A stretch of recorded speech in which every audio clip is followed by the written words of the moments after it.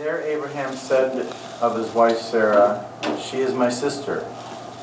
Then Abimelech, king of Gerar, sent for Sarah and took her. Okay, real quickly, let's try to work this out so that we can, just to help you when you're reading the Bible, just to make mental notes of things, let's break down the name Abimelech. What is the first part of the word Abimelech? Ab. Okay, so father. And then I've already told you, is possession, my father. And then Melech is, anybody? Well, that was a god. No. Molech is, but Melech is king.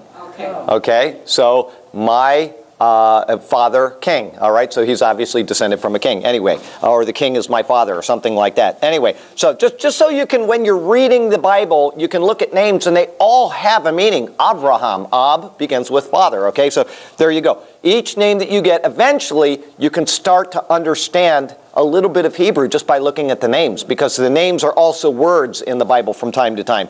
Anyway, just thought I'd throw that out. So what is he doing here? He did this down in Egypt before, right? Right? Okay. Yeah. Now, what happened when he did this in Egypt? The plagues came married her. The plagues came on her, right? They married her and the plagues came on there. But what else happened at the end of the thing? Or during the process and as he left? He became prosperous. He got wealthy. So you have to wonder if he's not, this is just me questioning that. It doesn't say that in the Bible. No. But it happened before, and, maybe he realizes that this is a way of continuing to prosper because he's in this really barren area. I mean, if you ever look at a special on this area on like the History Channel or something, it's a lot like that mountains of Moab. There's nothing there. The entire Sinai Peninsula. No wonder Israel gave it back when they won it in 67. It's just a lot of nothing. Now, it would have been a great buffer between them and Egypt, and I'll bet that right now they are regretting. What's that? The Negev still? The what? Negev. What about it? The area. Oh, the Negev would be here in this area. This is the Negev. This is Judah, this is all Negev, but when you see the term like when King David goes down to fight in the Negev of Judah, the south of Judah. So this is the area of Judah, this is the area of the northern tribes. Anyway, the Negev, the south of Judah. And then he went down into this area. But this whole area is just completely barren. But like I said, they made a treaty with Egypt, which is way over here, okay, and in 67 I'm talking about. And in order to secure that and in order to appease them, they gave back all this land that they had won. And I got to tell you, there was a great, great battle that went here. It was amazing if you ever watched the documentary on the 67 war. But they gave all this back. And, there are water pipelines and all kinds of pipelines that run here. And all these people have to do that are now taking over is just cut them off, right? They're isolating Israel more and more. They can go in here. They can build up troops. And all they have to do is march into Israel. Now, I have a feeling that if they start doing that, moving over here, Israel's going to know that an attack is imminent, and they're going to do the same thing they did in 67. It's just, apparently, they have all of their air forces, and they had a really good, large air force in Egypt.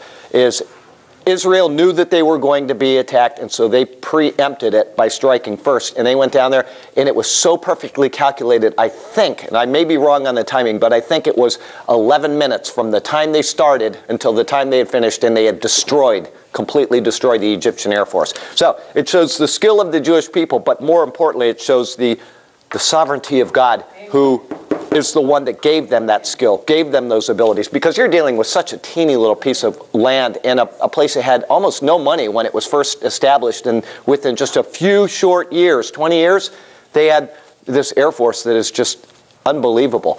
They have they get our F-16s from us, and apparently the first thing they do is they tear out the avionics equipment and put it in their own because it's far superior. So yes, we make better airplanes, but they make a lot better instrumentation for those airplanes. Look what they've done with the land. Look what they Oh yeah. Which is amazing, because they could do the same thing in that area. Well, they could, but Costly. it would be costly. But if other people were to develop their land in the same way Israel did, then there wouldn't be this bitterness over wanting what Israel has that they don't have. Exactly. They're the most, and I'm talking about all of the surrounding nations, they're the most unproductive people you will ever see. My mom will testify to this. Driving around in Israel, you go to any area And it's all the same land. It's all, you know, it's like you got a town here and a town here, and they're a couple miles apart from each other.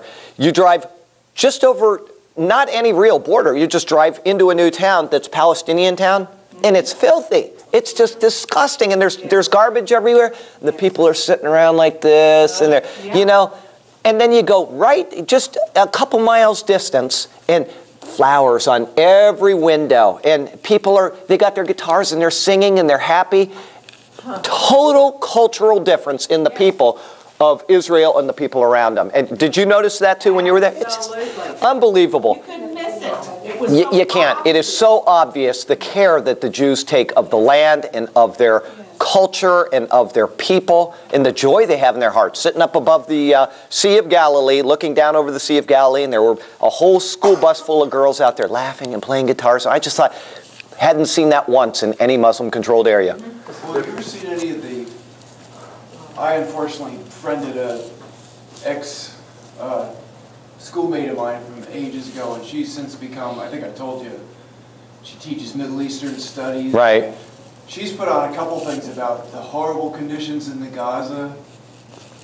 And you know, the whole inference is, you know, Israel did this. Keeps them down. Right. Right. It's the same land. There's no... You just said, that makes me think they did it to themselves. They have done it, and they continue to do it to themselves. What do? They're sitting here, they're lobbing bombs into Israel all the time. All that money they're putting into bombs to blow up Israel, instead of just putting into infrastructure and taking care of... We give them millions and billions of dollars from around the world in aid every year. They could have... It could look like, you know, Abu Dhabi, or it could look like, what's another place on a resort ocean, anywhere in the world. And instead it's just garbage. The people are just... It's an exact picture of what happens anywhere, but in this country, people who are on welfare. Oh yeah, it's the same thing. They sit there and whine and want more and more. I know. I see them every single Saturday. But they're slaves. They have made themselves slaves. Exactly, and it's the same thing as the Palestinians. The what? Well, that's right, but they allow the government to. There are people in those areas that say, I'm not going to live this way, and they get themselves up by the bootstraps and they leave, and they actually get out and work. But most people, they can get something for free. It's the path of least resistance in the human condition, and that is what we are facing with the Gaza Strip and all those people there who have done this to themselves. I have no sympathy on them. And when you go to a sovereign nation that you know has unlimited armament and unlimited power and the finest avionics in all of their aircraft, and you toss missiles into there, do you think that they're not going to respond? You know, hello. And then everybody blames Israel for dumping that armament on there when they were the ones that were being bombed first. You kill us, we're going to turn around and we're going to neutralize you. Like last summer when they defended themselves when the ship tried to block it. Yeah. Israelis, they murdered those poor innocents. Yeah, all carrying knives, all coming in without getting permission when they knew they had to, being belligerent. Absolutely. And you know what? What do you expect is going to happen? Even in New York, what would happen? The what? Oh yeah, if they came in New York, they would not be allowed to harbor unless they did that. But you got to wonder, what is going to happen when you have a missile site in Gaza and you take 15 women and children and put them at that missile site? What do you think is going to happen to those 15 women and children? They're going to be destroyed. The Israelis have no idea who's down there. They are trying to target the missile site. And all of a sudden, they're killing civilians, when in fact it was planned and purposed by them. Exactly. Whatever. They're just... Because they have no respect for life. God, that's right. People that worship a false God. And a false religion. That's right. That's You it. can't prosper if you are not in line with the Creator who made the land that you're trying to prosper on. That's right. That's why I said last night about being created in God's image. We are created in God's image, and when we destroy people created in God's image intentionally, without a valid purpose, then we move away from the image of God ourselves, and that's what they do. That is their life. Without making use of it the way that He intended for us. Unbelievable. Absolutely. Okay, well, where were we? We were in 03. Okay, please. That's me. But God came to Abimelech in a dream one night and said to him, "You are as good as dead because of the woman you have taken. She is a married woman." Now Abimelech had not gone near her. So he said, Lord, will you destroy an innocent nation? Okay, now this says something that the first account does not say. This says that he did not go near her. It doesn't say that in the first account. So I question what happened. You know, the first account, the plagues came on, everything. We don't know, and I'm not going to insert anything there, but it does say that in this instance that he had not come near her. Now, why, tell me, why would that be inserted in there? It says, indeed you are a dead man because of the woman you have taken, for she is man's wife. But Abimelech had said, I have not come near her. Why would it say that? This is really important. He hasn't committed the sin. Well, not just that. What happened? We just got through with Lot, but before Lot, what happened? What happened right before the angel of the Lord went down to Sodom and Gomorrah? It was the promise of a coming child. Oh, yeah. So we got to make sure that this was not, it was Abraham's son and not Abimelech's. That is why that is specifically in there. You have to remember that these things are in here for a reason. Because if it was silent like it was with Pharaoh, then we could say, well, possibly Abraham was impotent or whatever. Now, we know later, because he had concubines and more children, that's not the case, and also because of Hagar.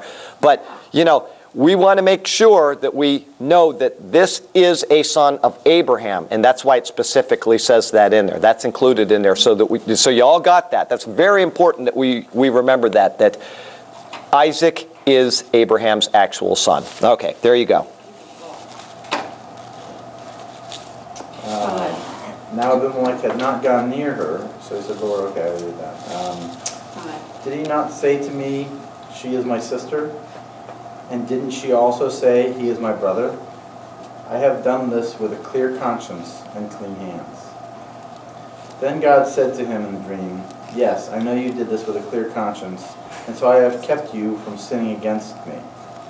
That is why I did not let you touch her. Okay, so you can see the Lord's hand in this. You know, he probably was betrothed to her. You know, I'm going to take your sister and marry her. Whatever. And for some reason, things got delayed. Maybe he got busy shearing sheep or who knows what. You know, but the Lord intentionally did this. But he also said, the reason I think why he started with, you are a dead man, is because it was telling him that if you don't let her go, then that's going to be the consequence. And he says, wait a minute, you know, I haven't done anything. But he started out with the threat rather than starting out with, you shouldn't do this, to let him know the consequences if he continues through with it. That's kind of neat of the Lord to let him know that it wasn't you who didn't touch her, I kept you. Right, right. And you know, that's very good observation there. For not having sinned yet. Oh, wait a minute, Somehow. Have a wonderful anniversary. Thank you. All right now, take care. You want a donut to go? Yeah, real good observation there. It's the Lord's hand that did that. Absolutely. Okay, please, go ahead. Now return the man's wife, for he is a prophet, and he will pray for you, and you will live. But if you do not return her, you may be sure that you and all yours will die. Okay, who else in the Bible is told to pray for somebody so that they will live? Somebody else in the Bible was told, ask this person to pray for you, and if he prays for you, you know, you'll be restored. Who is that? Let's real quickly, we'll go to the last page of the book of Job, and here these three people have, let's see here. well, how about the captain of the army who had leprosy? That's Naaman the Syrian. And it's a different circumstance than that. But yes, he was also, Elijah was told to pray for him. But in this particular what am I trying to say? I forgot the word I'm trying to say. Context, thank you, is that somebody has something coming against them. And in order to be restored, somebody has to pray for them. So it says here in verse...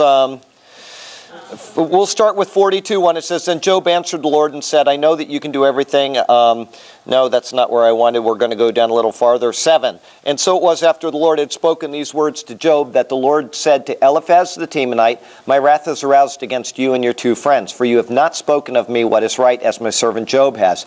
Now therefore take for yourself 7 bulls and 7 rams, go to my servant Job and offer up for yourselves a burnt offering, and my servant Job shall pray for you. For I will accept him, lest I deal with you according to your folly, because you have not spoken of me what is right, as my servant Job has.